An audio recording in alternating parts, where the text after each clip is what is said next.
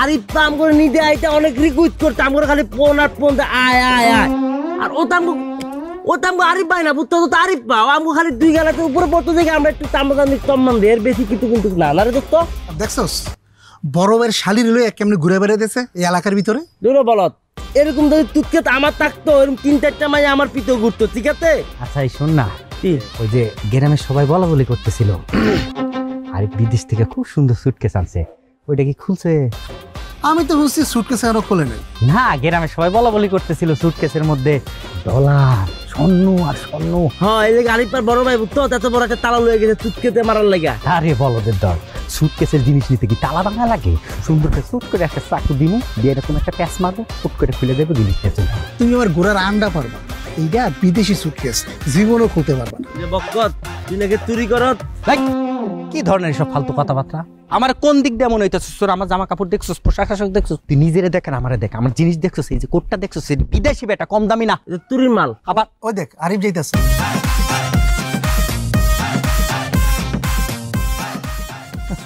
হায় রে আরিফ, দেশে থাকতে তুই কি বাদাইমা আসিলি আর দুবাই গিয়া একদম দুবাইয়ের শেখ হয়ে গেছে। বাবা বাবা আমাকে ভাই খুব বুলবুলির মতো কথা পড়ছে।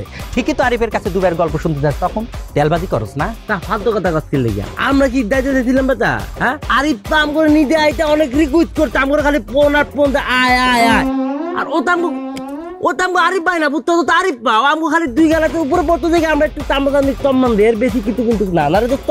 দেখছস বড়বের শালির লয়ে কেমনে ঘুরে বেড়াইতেছে এই এলাকার ভিতরে। দুনো বলত এরকম যদি তুতকে আমার থাকতো এরকম 3-4টা মাই আমার পিতো ঘুরতো ঠিক আছে।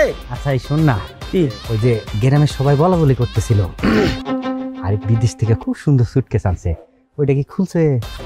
আমি তো বুঝছি সুটকেস আরো খোলে নাই। না গ্রামের সবাই বলা বলি করতেছিল সুটকেসের মধ্যে ডলার স্বর্ণ আর স্বর্ণ। হ্যাঁ এই যে আরিফার বড় ভাই বুঝতো এত বড় একটা তালা লয়ে গেছে তুতকেতে মারার লাগা। আরে বলদের দল সুটকেসের জিনিস নিতে কি তালা ভাঙা লাগে?